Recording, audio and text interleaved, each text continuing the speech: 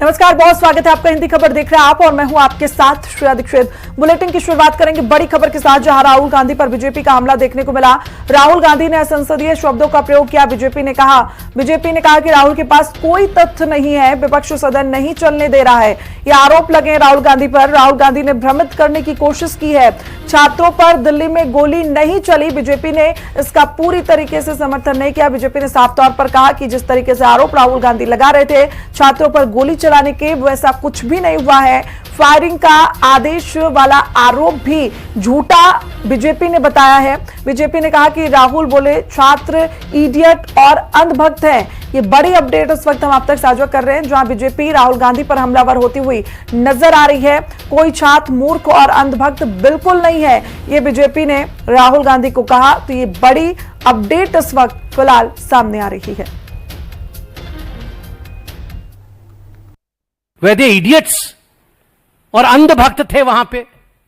मतलब वहां जो गया था वो लोग या तो मतलब उनके नेतृत्व को, जो सीजेपी के नेतृत्व को मानते थे, वो सब अंधभक्त थे। उनका अपना कोई कॉन्शियसनेस नहीं था, उनके अपना कोई उनकी जिम्मेदारी नहीं थी, वो सब अंधभक्त थे। तो अगर जंतर मंतर के लोगों के लिए भी 3 कैटेगरी कहा गया है कि इडियट, स्टूडेंट्स और अंधभक्त, तो मुझे लगता है जंतर मंतर पे बैठे प्रदर्शनकारियों को भी ये चुभनी चाहिए। कल तो मीडिया वालों को, आप लोग भी वहां मौजूद थे, कल तो मीडिया वालों को उन्होंने पालतू कह दिया। और आप में से कुछ स्टूडेंट्स होंगे, मगर बाकी 2 कैटेगरी में आप आएंगे क्या? और आप मुझे ये बताइए, ये राहुल गांधी जी तो स्टूडेंट कतई नहीं है। अगर राहुल गांधी जी स्टूडेंट नहीं है तो वो क्या है? और मैं यहां स्पष्ट कर दूं, अगर देश के लोगों के लिए जनरलाइज करके 3 तरीके के लोग देश में रहते हैं, एक स्टूडेंट और एक इडियट और अंधभक्त, तो यह देश राहुल गांधी को क्षमा नहीं करने वाला है। यह देश के लोग इडियट नहीं है, देश के लोगों को पता है इडियट कौन है, मगर देश के लोग इडियट नहीं है और देश के लोग अंधभक्त नहीं है। देश के लोग भक्ति, आस्था के प्रति रखते हैं। देश के लोग उसी को चुनते हैं जो उनकी सेवा करता है। तो देश भी उन्हें क्षमा नहीं करेगा अगर उन्हें इडियट और अंधभक्त कहा जाए। और वैसे भी पार्लियामेंट के अंदर, सदन में, इडियट इज एन अनपार्लियामेंटरी वर्ड। मुझे लगता है पहली बार इडियट शब्द का प्रयोग इतनी बार हुआ है सदन के अंदर। राहुल गांधी जी खुद अपने आप को पहचानते हैं, राहुल गांधी जी खुद अपने आप को जानते हैं। मगर आज मैं कहना चाहूंगा, राहुल गांधी जी सदन के मर्यादा को देखते हुए सदन के अंदर खुद अपने आप को भी इडियट नहीं कह सकते हैं। तो वही देखिए, लोकसभा में राहुल गांधी के बयान पर लगातार हंगामा नजर आ रहा है। एनडीए सांसदों ने सदन में हंगामा किया। ऐसे में चर्चा के दौरान राहुल ने अंधभक्त का उदाहरण दिया था। किरेन रिजिजू और राजनाथ सिंह ने आपत्ति जताई, इस शब्द को कार्रवाई से हटाया जाए, ये राजनाथ सिंह की ओर से कहा गया। तो ये बड़ी अपडेट इस वक्त हम आप तक साझा कर रहे हैं, जहां राहुल गांधी के आपत्तिजनक शब्द को लेकर अब एनडीए सदन में हंगामा करता हुआ नजर आ रहा है।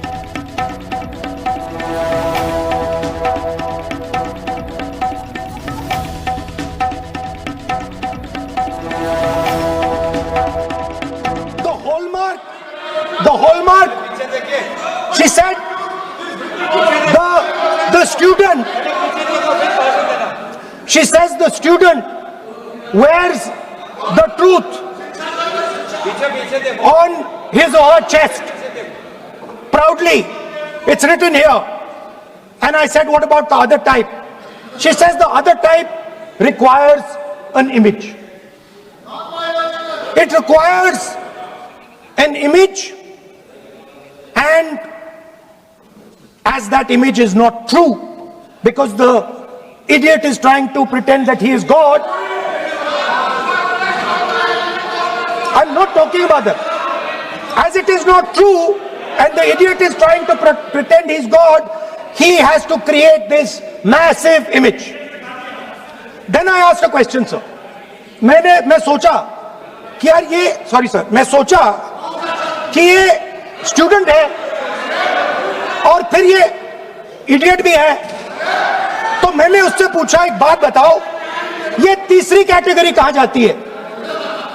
ये तीसरी कैटेगरी कहा जाती है। उसने कहा कौन सी तीसरी कैटेगरी? मैंने कहा अंधभक्त। इसको कहां डाला जाए? She says to me, andhbhakt is a person who is absolutely convinced that another idiot is God. So these are the three categories: student, idiot, and andhbhakt who follows the idiot. बस राहुल जी को सम्मान देते हैं हम, इज्जत से हम फिर से कहना चाहते हैं, आपने अनपार्लियामेंट्री वर्ड का इस्तेमाल किया, इसलिए हमारे यहाँ लोग उत्तेजित हुए हैं, अपने आप में तो नहीं हुए। और आपको मालूम है ये अनपार्लियामेंट्री एक्सप्रेशंस तो हमने तो नहीं बनाया, ये जो यहाँ जितना शब्द लिखे हैं जो आप पार्लियामेंट में नहीं कह सकते हैं, ये नियम हमने नहीं बनाया। और इसके मुताबिक आपको अगर संसदीय मर्यादा को ध्यान में रखते हुए बात करना है तो हम लोग सब सुन रहे हैं, आपका भाषण सुन रहे हैं, लेकिन आपने बार बार जो शब्द इस्तेमाल किया तो हमने क्लैरिफाई किया। हम आपके भाषण को हम डिस्टर्ब नहीं करना चाहते हैं, लेकिन जो शब्द इस्तेमाल किया उसको आप कृपया इस्तेमाल ना करें, इतना ही है। हम तो सुनना चाहते हैं। मैं अनुरोध करता हूं राहुल गांधी जी, आप अपना भाषण को कंटिन्यू कीजिए, आप अपना भाषण कंटिन्यू कीजिए, लेकिन वो शब्द इस्तेमाल मत कीजिए, मेरा इतना ही अनुरोध है। रक्षा मंत्री राजनाथ सिंह ने इस शब्द को कार्रवाई से हटाने की मांग भी की। तो ये बड़ी अपडेट है जो आपको बताते चले, किरेन रिजिजू और रक्षा मंत्री राजनाथ सिंह ने इस शब्द को हटाने की मांग की है। महोदय, मैं बहुत ही विनम्रतापूर्वक अनुरोध करना चाहता हूं कि जिस असंसदीय शब्द का प्रयोग हमारे नेता प्रतिपक्ष ने किया है उसे कार्रवाई से निकाल दिया जाए। अपना व्यवस्था से निकल जाता है। ओके, वो निकाल दिया जाए। और मैं आप सभी से ये अपील अपने पक्ष से करना चाहता हूं कि इस समय आप शांत रहिए, उनकी बात सुनिए। फौरन लौट रहे वक्त एक छोटा सा ब्रेक का।